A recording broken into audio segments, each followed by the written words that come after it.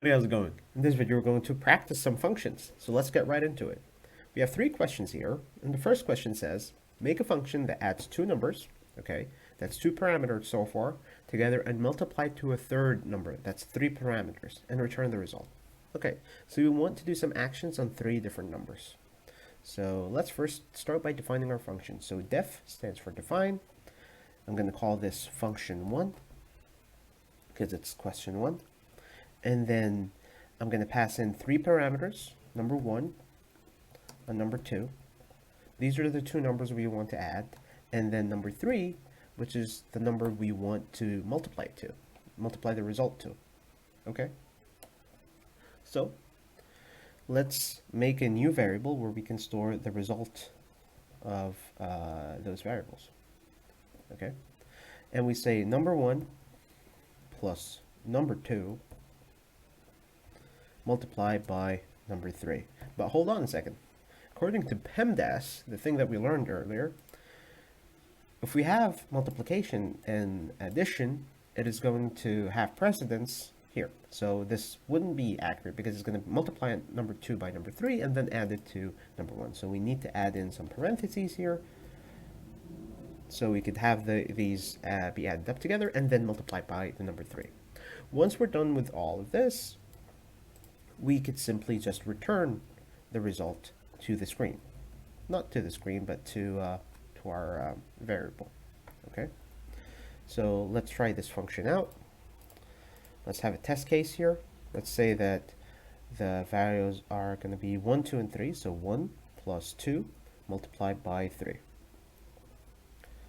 So if you add 1 plus 2, that's 3. 3 multiplied by 3, that is equal to 9. So the expected result is supposed to be 9. So let's apply this. Let's just copy this and say question 1 is equal to, and then 1, 2, and then 3. Now let's print out the result so we can see it. Q1, and voila, 9. Brilliant. Okay, let's move on to the next question. The next question says, let's add a function that checks if the value of a number is even or odd. Okay, fair enough. We've done that before. So let's just name the function, function 2. And it's going to take in one parameter because we're going to check only one value. So let's just call that value.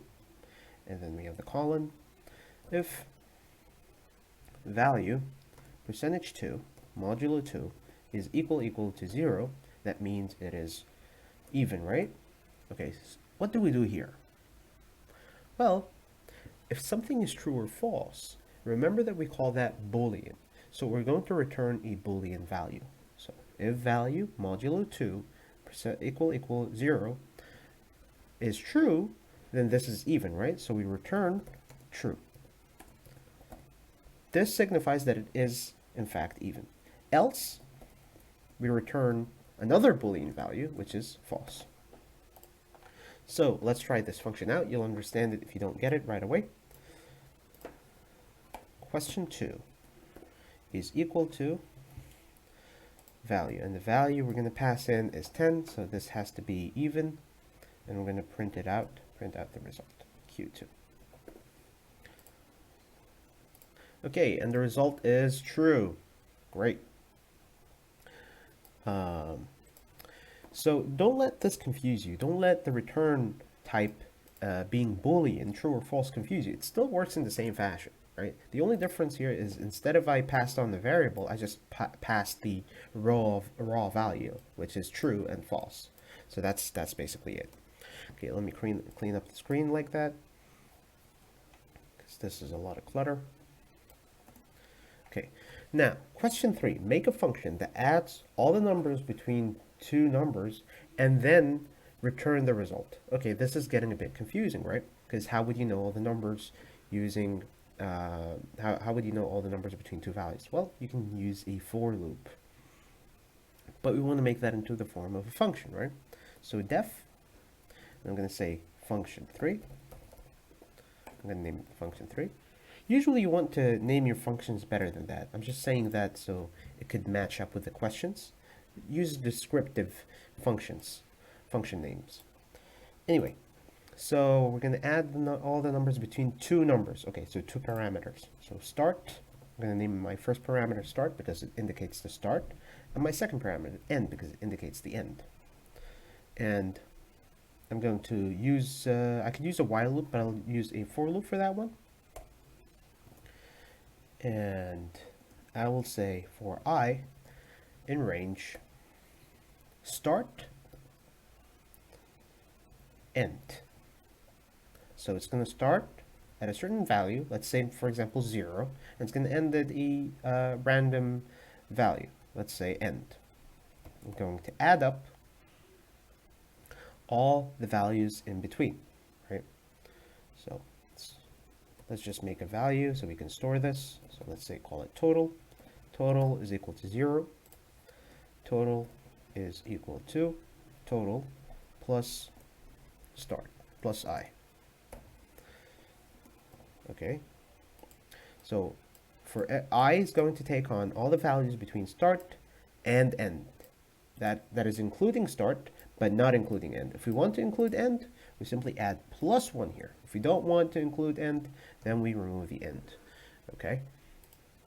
So that way, we're going to print out the result first, so we can check that we are on the right track. Anyway, let's use it. Let's use this function.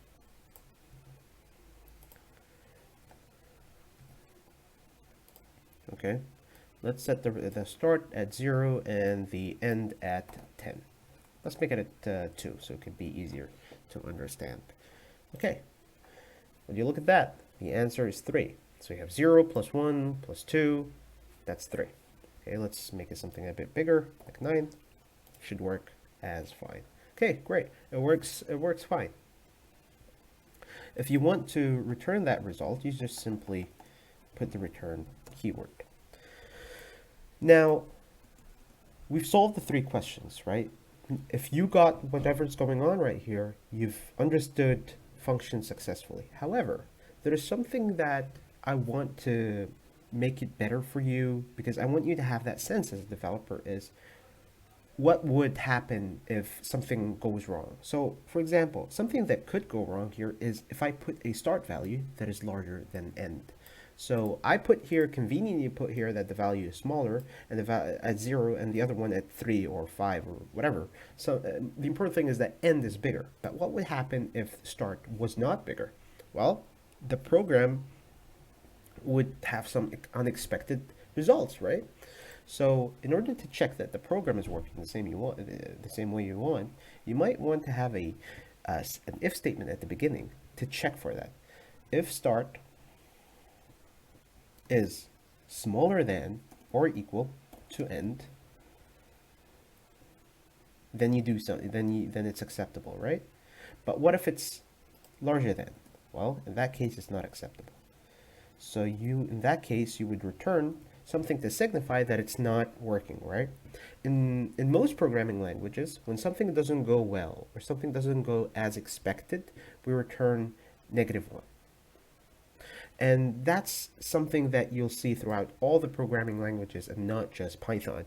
When something doesn't go well and the result, there is no way in hell that the result would be a negative value. You just put -1, and that's how it works. So let's try this out.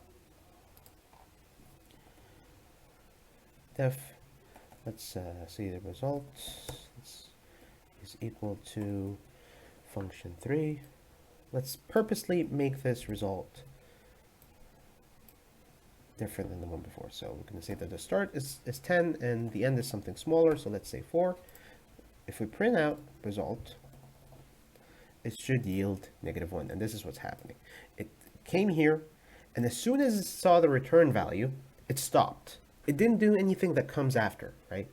This was a base case, if you will, that stops the program from working any further because the input wasn't correct in the first place.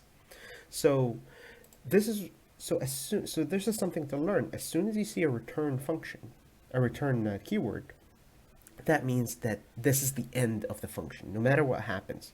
So if you put the return function here, return, it is going to stop here. That's it. It's going to return 0. No matter what happens, it is going to return whatever return that it meets first. If it meets the -1 first, it's going to return -1. If it meets the return 0 first, it's going to return 0. If it meets total first, it is going to return the total. So return is what signifies the end of the function. And that's it. I'll see you in the next one.